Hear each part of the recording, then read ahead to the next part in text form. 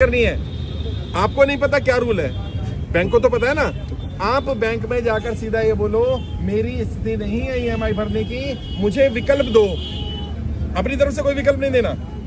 Bank बताएगा क्या क्या विकल्प हो सकते हैं। बैंक बताएगा आपको आपकी लोन को रिस्ट्रक्चर कर सकते हैं, रीफाइनेंस कर सकते हैं, आपकी ईएमआई को कम कर सकते हैं, आप कौन सा ऑफर चल रहा है, कौन सी स्कीम चल रही है, आपको कितना लीन पीरियड दिया जा सकता है। ये कौन बताएगा? ये बैंक बताएगा। आप अपनी तरफ से कुछ मत बोलो, आप बैंक को जाकर लेटर दे दो और कुछ नहीं करना, ना वकील के पास जाना, ना कहीं जाना। एक प्लेन पेपर पे लिख करके दो, अगले महीने से मैं ईएमआई नहीं भर पाऊंगा, मुझे कम से कम 1 साल का समय दिया जाए, या क्या क्या विकल्प है ये दिए जाए। अभी बता रहा हूँ। अगर बैंक आपका लेटर नहीं लेता, कई बार बैंक जाते हैं बैंक लेटर नहीं लेता, तो कोई बात नहीं, बैंक के मैनेजर को वीडियो रिकॉर्ड करो बैंक में अपनी जाते हुए कि देखिए मैं बैंक में आया हूँ, मैनेजर साहब को लेटर दे रहा हूँ, मैनेजर साहब लेटर ले नहीं गए, वो वीडियो भेज देना हमें, नौकरी खत्म हो जाएगी उसकी। क्यों? क्योंकि आप कौन हो? आप कंज्यूमर हो, आप उपभोक्ता हो, और उपभोक्ताओं के कंज्यूमर के अधिकार होते हैं। आप कोर्ट जा सकते हो, कंज्यूमर कोर्ट, कि मेरी स्थिति खराब थी, मैंने बैंक को बताया था, बैंक ने मेरी नहीं सुनी। आज भी हमने एक व्यक्ति को ऐसे भेजा, मैं बैंक जाइए, उन्होंने कहा जी मैनेजर ले नहीं रहे। मैंने कहा मैनेजर को क्लियर इतना बोलो मेरे पास ईएमआई भरने के पैसे नहीं है, मैं ईएमआई नहीं भर पाऊंगा, मैं अपने बच्चों को खाना खिलाऊं, मर जाऊं, या क्या करूं मैं, बताओ। बैंक के मैनेजर ने तुरंत बिठाया, उसको समझाया, उसको बताया कि तुम क्या क्या कर सकते हो। बैंक तुम्हें भी बताएगा, ऐसा नहीं उन्हें पता नहीं, वो बहुत समझदार लोग हैं, पढ़े लिखे, पता है, वो टालते रहते हैं। जी जी। और कई बार तुम भी टालते रहते हो। तुम्हारा जब चेक बाउंस होने वाला है उससे पहले चले जाओ, जब ईएमआई बाउंस होने वाली उससे पहले चले जाओ, और बैंक को जाकर के अपनी आप बीती बताओ। और कैसे बतानी है? बैंक से कोई भी कम्युनिकेशन ओरल मत करना, मतलब फोन पर कोई बात नहीं करनी। बैंक से जब भी कोई कम्युनिकेशन करना, रिटर्न में करना। बैंक जब कोई कम्युनिकेशन करता है तो क्या करता है? रिटर्न में करता है ना। जी हाँ, जी हाँ। बैंक आपको नोटिस देता है, लेटर देता है, आप क्या कर रहे हो? आप फोन पे बात कर रहे हो। बैंक क्या कर रहा है पता है?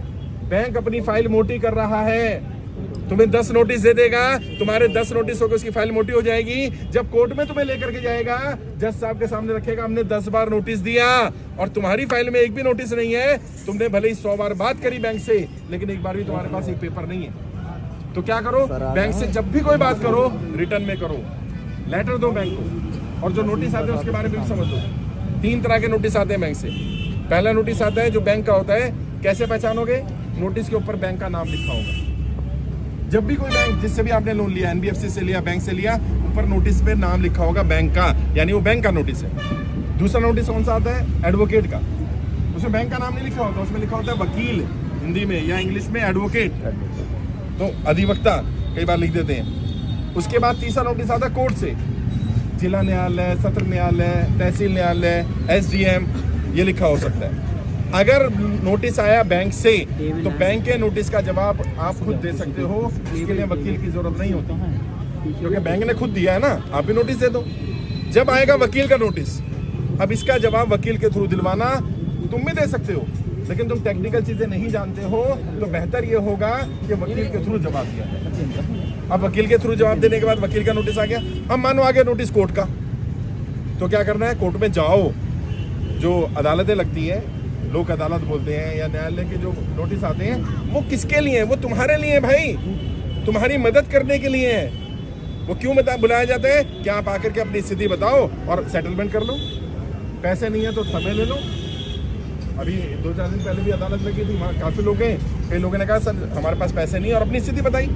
एक व्यक्ति ने कहा मेरी नौकरी छूट गई, मैंने उसने लेटर दिखाया कि देखिए मेरे को नौकरी से निकाल दिया गया, मेरी नौकरी छूट गई है, मेरे पास कमाई का कोई साधन नहीं है, मेरे पास कोई सेविंग नहीं है, बताइए मैं क्या करूँ? तो जैसा आपने उसको समय दिला दिया। प्रॉब्लम क्या? आप ऐसी स्थिति का इंतजार करते रहते हो, और इंतजार करते रहते हो जब सारी तरफ से फंस जाते हैं। और जो कर्जे की दलदल है, जो मैं बार बार बोलता हूँ, कर्जे की दलदल क्या है? एक जगह से कर्जा लिया, उसे चुकाने के लिए फिर दूसरा कर्जा ले लिया। ये टोपी बड़ी होती जा रही है। पहले 10 लाख लिया, अब इसको उतारने के लिए 20 लाख ले लिया, फिर 50 लाख ले लिया। वो टोपी बड़ी बड़ी करते करते कर्जा इतना बड़ा हो गया कि अब कर्जा उतर नहीं रहा। उस स्थिति में अगर आप फंस जाओगे तो उससे निकल पाना मुश्किल होगा।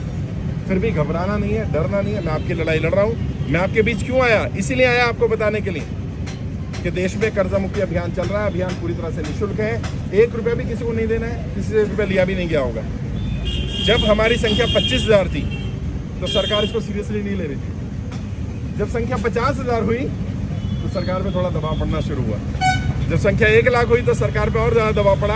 आज 2 लाख से ज्यादा लोग कर्जा मुक्ति अभियान में जुड़ चुके हैं। अकेले मध्य प्रदेश में ही 15-20 हजार ज्यादा लोग जुड़ चुके हैं। इससे पहले मैं अभी होकर गया हूँ, सागर में था, सुबह विदिशा में था, मैं दोपहर में सागर में था, सुबह विदिशा में था।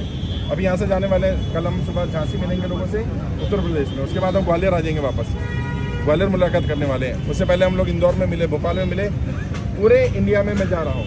इससे पहले वेस्ट बंगाल होकर के आया, मैं गुजरात होकर के आया, महाराष्ट्र होकर के आया और बाकी राज्यों में मैं जा रहा हूँ। सिर्फ एक कोशिश है, अगर आप में से कोई कर्जे की जरूरत में फंस गया है, कोई गलत कदम मत उठाइए, इसमें आपकी गलती नहीं है, इसके लिए सरकार की गलत नीतियाँ जिम्मेदार है। लॉकडाउन आपने नहीं लगाया, नोटबंदी आपने नहीं करी, जीएसटी आप नहीं लेकर के आए, तो जो सरकारों की गलतियां हैं उसकी सजा आपको क्यों मिले? और आपको सजा नहीं मिलनी चाहिए। कोई गलत कदम मत उठाइए। आप सबसे हाथ जोड़ के विनती है, ऐसा कोई फैसला मत लीजिए जिससे आपके जीवन पर आफत आए। अभी सागर में भी एक व्यक्ति ने बताया कि सर मैं तो मरने जा रहा था, कह रहा मैं जिंदा नहीं रहता, मैं सुसाइड कर लेता, आपकी वीडियो देखी तो मैं बच गया। अभी भोपाल में भी एक व्यक्ति ऐसा मिले, इंदौर में मिले। लोग लगातार, उनके पास कोई विकल्प नहीं दिख रहा है। आपको मैं विकल्प दे रहा हूँ, क्या करो? सबसे पहले फॉर्म भरो। जिन लोगों ने फॉर्म नहीं भरा वो फॉर्म भरो। फॉर्म ऑनलाइन ही भरना है। जिन लोगों ने फॉर्म नहीं भरा उन्हें अभी फॉर्म का लिंक दे दिया जाएगा, ऑनलाइन फॉर्म भरो। और उसमें फॉर्म में पूछा गया है कि आप किस भर पा रहे हैं कि नहीं भर पा रहे। जो भर पा रहे हैं वो भरते रहना, क्योंकि हमारी किसी से लड़ाई नहीं है कि किस छोड़ देनी है, पैसा लिया देना पड़ेगा। जो नहीं भर पा रहे हैं वो कारण बताना क्यों नहीं भर पा रहे, नौकरी नहीं है, व्यापार नहीं है, जो भी रीजन है। और वित्त मंत्रालय को आपकी फाइल भेजी जाएगी। जिन्होंने फॉर्म भर दिया है उनकी फाइल लगातार भेजी जा रही है। 7 बार वित्त मंत्रालय डेलीगेशन जा चुका है। पहले तो सरकार मान ही नहीं थी इतनी प्रॉब्लम है, लेकिन फिर सरकार को अपने लगा कि हाँ प्रॉब्लम बड़ी है। और सोचो अभी तो 2 लाख हुए हैं, जिस दिन ये 20 लाख हो जाएंगे उस दिन क्या होगा, जिस दिन 1 करोड़ हो जाएंगे उस दिन क्या होगा। ये संख्या लगातार बढ़ रही है, हमें संगठित होना पड़ेगा। एक माँ भी अपने बच्चे को तब तक दूध नहीं पिलाती साहब जब तक वो रोता नहीं है। छोटा बच्चा, दूध पीता बच्चा, माँ को कैसे पता चलेगा उसको परेशानी है? रोएगा तब। सरकार तो माँ ही बाप है, सरकार को कैसे पता चलेगा जब तक हम अपनी बात बताएंगे नहीं। बड़े लोगों का पता चलता है क्योंकि वो अपनी बात बता देते हैं, आम लोगों का नहीं पता चलता। मैंने क्या किया, आम लोगों की जानकारी सरकार को देनी शुरू कर दी। और मेरे ऊपर कोई कर्जा नहीं है, मेरी टीम पर कोई कर्जा नहीं है। प्रदेश अध्यक्ष है हमारे कर्जा मुक्ति के, इनके ऊपर कोई कर्जा नहीं है।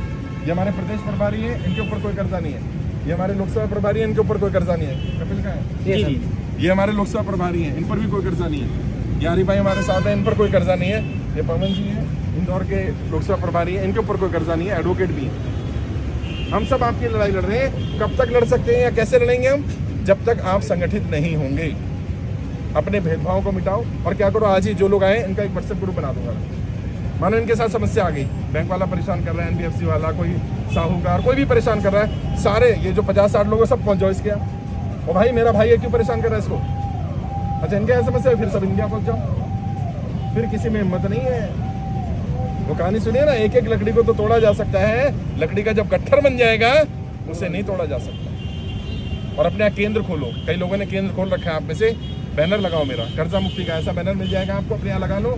कोई साहूकार, कोई व्यक्ति जो आपके यहाँ रिकवरी के लिए आता है वो बदतमीजी नहीं कर पाएगा, मिसबिहेव नहीं कर पाएगा। और कोई आ जाएगा रिकवरी का, बैंक वाला आ जाए, एनबीएफसी वाला आ जाए, कुछ नहीं करना तुमने बदतमीजी नहीं कर रही। सबसे पहले उससे पूछो भाई कहाँ से आए हो? वो कहे जी बैंक से आया हूँ। आई कार्ड दिखाओ, सिंपल। बिना आई कार्ड के वो रिकवरी नहीं कर सकता। अच्छा उसको आई कार्ड होना चाहिए, जिस बैंक का आया है उस बैंक का होना चाहिए जी। अच्छा कई बार कहते हैं जी मेरी तो कंपनी से आया हूँ, मैं रिकवरी की कंपनी है हमारी, बैंक ने हमें काम दिया है। कोई बात नहीं, कंपनी का आई कार्ड दिखा दो। कंपनी का आई कार्ड दिखाएगा, अब बोलेगा, जब आई कार्ड देख लो अब बोलना कि कंपनी ने जो तुम्हें काम दिया वो वर्क ऑर्डर दिखाओ। कंपनी ने रिकवरी का काम दिया तो कोई ऑर्डर दिया होगा ना, दिखाओ। ऑर्डर होना ही चाहिए उसके पास। और उसके बाद डीआरए का एक सर्टिफिकेट होता है, डेब्ट रिकवरी एजेंट। जब वो रिकवरी एजेंट बनता है तो उसका एक सर्टिफिकेट लेना पड़ता है, वो सर्टिफिकेट उसके पास होना चाहिए।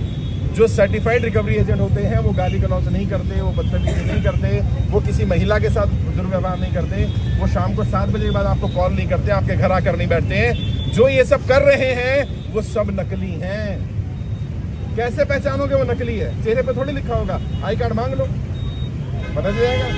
भाई मैं मिशन चला रहा हूँ, मेरी जगह कोई और आ जाए, आप पहचान लोगे ना मेरा चेहरा लगा हुआ है कि नहीं यार ये व्यक्ति तो कोई और आ गया।